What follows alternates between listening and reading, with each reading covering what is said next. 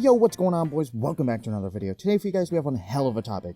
The topic here is Minecraft Steve worthy of a ban from Super Smash Bros. Ultimate? Steve is from a very unknown indie underground game called Minecraft, and was introduced to the Smash Bros. Roster in early 2020, but was announced the previous month.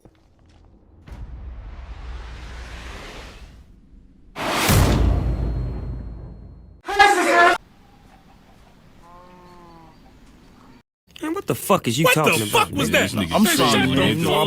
I wasn't thinking about it. Although Steve at first was considered a very mediocre character with great potential, his game plan was widely regarded as an average and most characteristic square game plan of mine for materials, use the materials in battle, and mine every second you can. Before we do anything,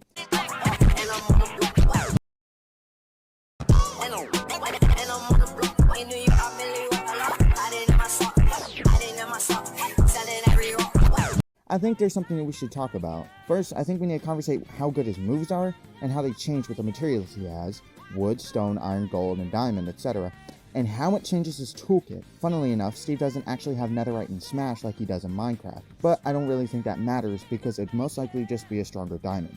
But before any more, let's get into the details of how each material works.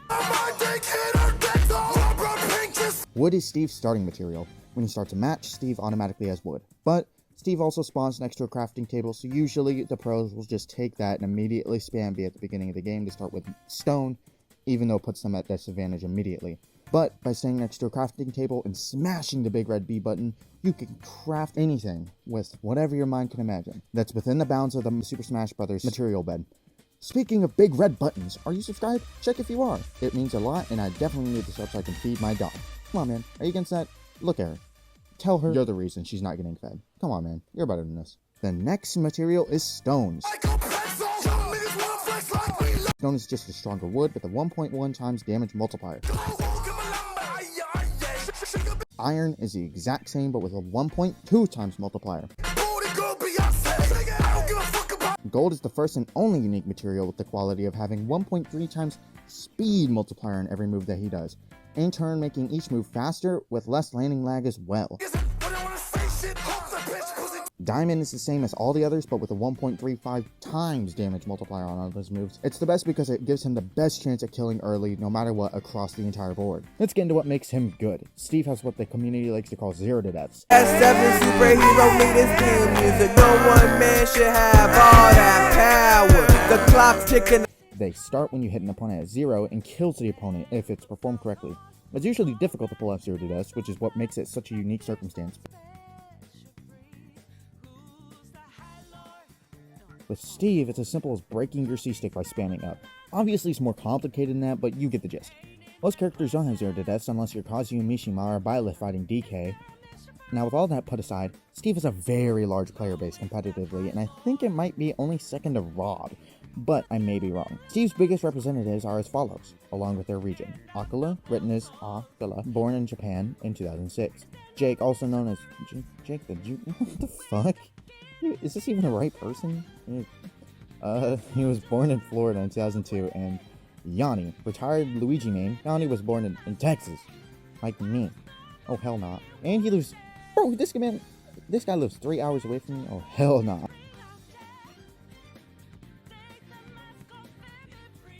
The big three mains are all very good players, but the first of which I mentioned, Akala, is by far the best because he is widely regarded as the best Japanese player in the entire region.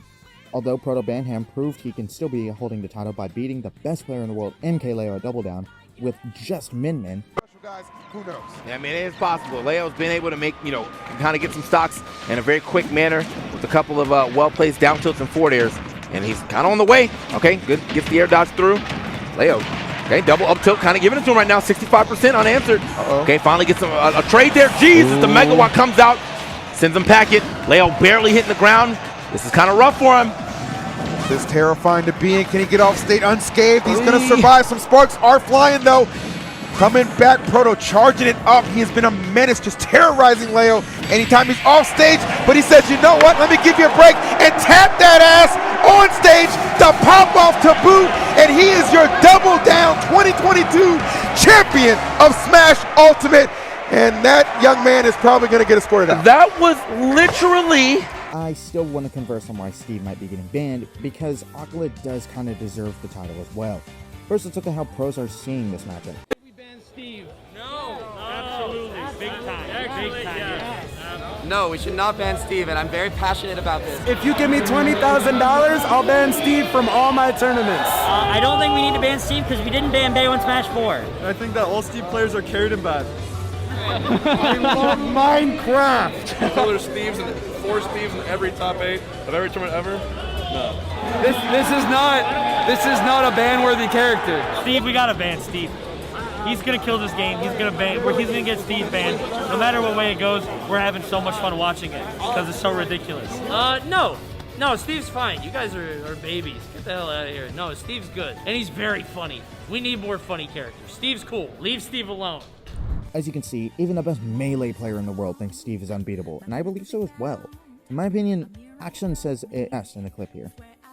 It's just really the way that Steve's kit works in general. You're forcing situations that no other character in the game can force. Nobody else has the ability to build and force you to approach in such a weird way. Like, yeah, there's zoning, there's projectiles and whatnot, but this doesn't even really count as a projectile. It doesn't do any damage, it's just an obstruction. So now I have to get around this obstruction. And when I finally get around this obstruction, you have almost 0 death combos. With key wins, like Japanese player Aquila at the Gimvitational and Onin at Gommel, many feel that Steve is simply too strong of a character and needs to be banned sooner rather than later, using Bayonetta in Smash 4 as an example of a character that completely ruined the game's meta. Bro, what is going on? What is this? While it's clear that Steve is a strong character, that doesn't mean he's unbeatable or necessarily ban-worthy. No, Steve should not be banned. And if anything, people will learn the matchup. Even if the top players are really pessimistic about it, they definitely will learn the matchup. And Steve will not be as good as he is right now, which I think he's top 3 right now, but he'll be lower into top 10 in like a year. With the results we're seeing from a lot of these characters, I can't really say that I think any of them deserve to be banned. But, you know, results and playstyle are very different. So I think over time we'll see kind of how those numbers and those statistics really work together in terms of like how healthy it is for the meta.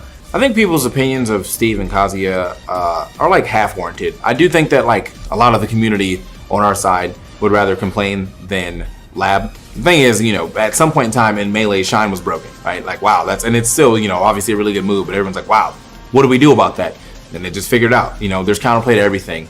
But with Ultimate in patches, and I think patch culture just in general has allowed people to like rather just be upset and wait for a PAL. I hope this gets patched out instead of trying to figure out how to play around it at the time. From my personal experience with Steve, I had a hard time with it at first, but then I really put myself through the matchup, and now I feel like it's not so bad.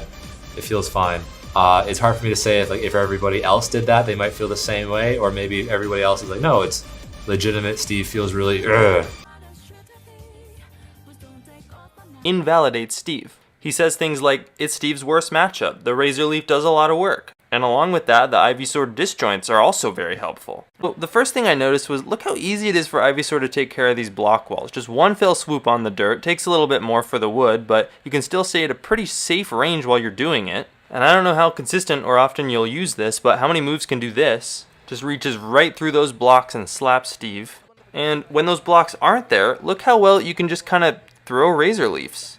You can just kind of stuff all these approaches, put this pressure on, do a lot of chip damage. It's pretty low risk with pretty good reward, which you don't see very often in a Steve matchup. Remember when I mentioned Vine Whip before? It comes back again, goes through the stage, around the blocks, and ends up killing Jake here at 100%. Sword disjoints are hugely important in this matchup. Everything he's saying, he's backing up. But he actually takes this game plan to the extreme game too. Ready? So he doesn't even mess around with Squirtle, starts right off with the Ivysaur, and he just starts sending Razor Leafs and forward airs. Ready? So forward air, Razor Leaf, forward air, Razor Leaf. Like, you get the picture, right? He's just doing this. And essentially this plan of 90% of the neutral being a forward air or a Razor Leaf really works out for DD here, as he racks up a lot of damage, gets him in disadvantaged state, once again comes back with the Vine Whip, and once again Jake is unhappy being killed with that Vine Whip, not looking too happy over there. And I'm actually going to skip a lot of this game because it really is mostly just Razor Leaf and forward air.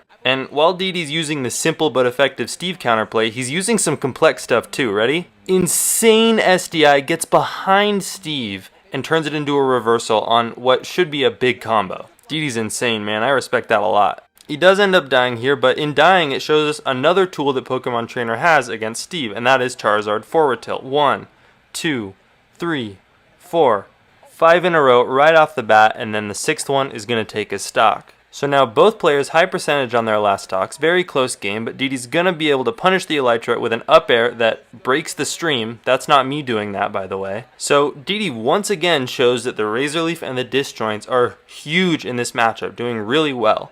But once again, DD comes right out the gate with the Ivysaur, but this time he comes off real aggressive. Ready? Up air, up air, up air. And it doesn't seem like Jake really has an answer. He's just kind of neutral airing, gets hit with another up air, starts neutral airing again, gets hit with the Tipper Vine Whip, dies at 60%. Jake says, alright, I'ma head out, unplugs his controller, and he is out of there. And props to Jake here though, make sure to give DD a fist bump even though he's upset. Good sportsmanship. I don't even know what to say. Dude, yeah. Dude, I don't know what to say. Yo, okay. Yeah. So what were you thinking after pressing side B every time? That's a great question, by the way, but DD gets to tell us right at the end what he's been telling us in all of these tweets. Ready? I mean, listen, you want to learn how to farm Steve? Just pick Pokemon Trainer. You just side B, and what do they do? Anyway, DD, amazing player, just a kid too, backing up everything that he's saying about Pokemon Trainer. That kid's got a mind for Smash, and just so good. So as you can see, Steve is very weak to Ivysaur, and Charizard to an extent. Although they have a very linear game plan, very much like Steve, they still lose to Steve in some ways. If you die as Ivysaur, you're forced to play the next Pokemon. In this instance, it would be Charizard. Charizard is only really good for killing Ivysaur too, but for neutral, this is where you're going to be working on getting your opponent to kill percentages.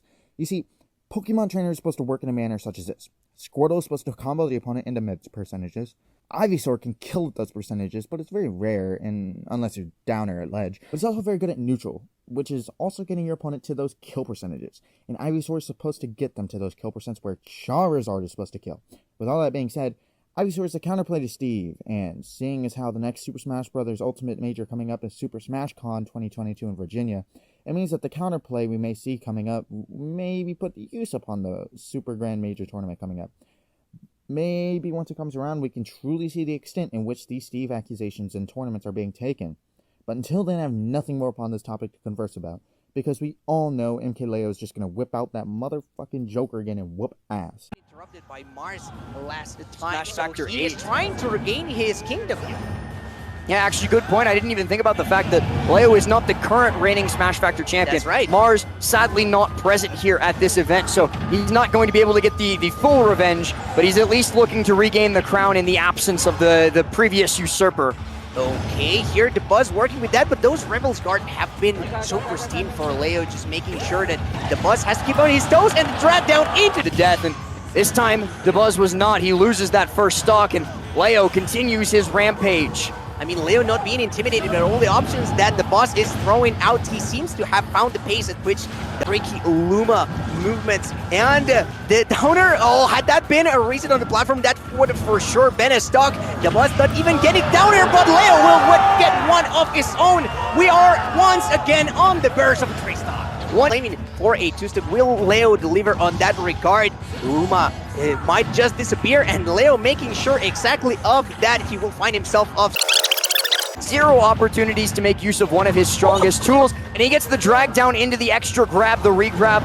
Going to just be more percent in Leo's favor. DeBuzz now at 71 as Arsene makes his presence known. He gets Dare Fair, not the confirm he was looking for, but a confirm he'll take nonetheless, as now DeBuzz is on the verge of losing it. Leo goes for the custom combo, but DeBuzz is able to escape. He's not able to escape that Tetrakarn though.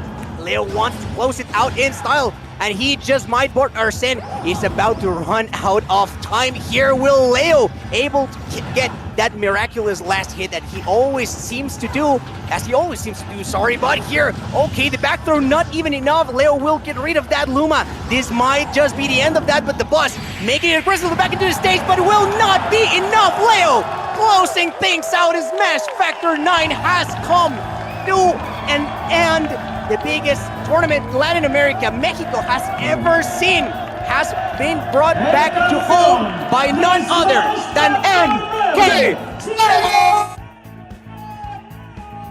Congratulations to him, your Smash Factor 9 champion, taking home the trophy, the last representative of Mexico in the top 8, but the only one they really need to take it all home. I hope you guys enjoyed this video. Keep it 100, and I'm out. Peace.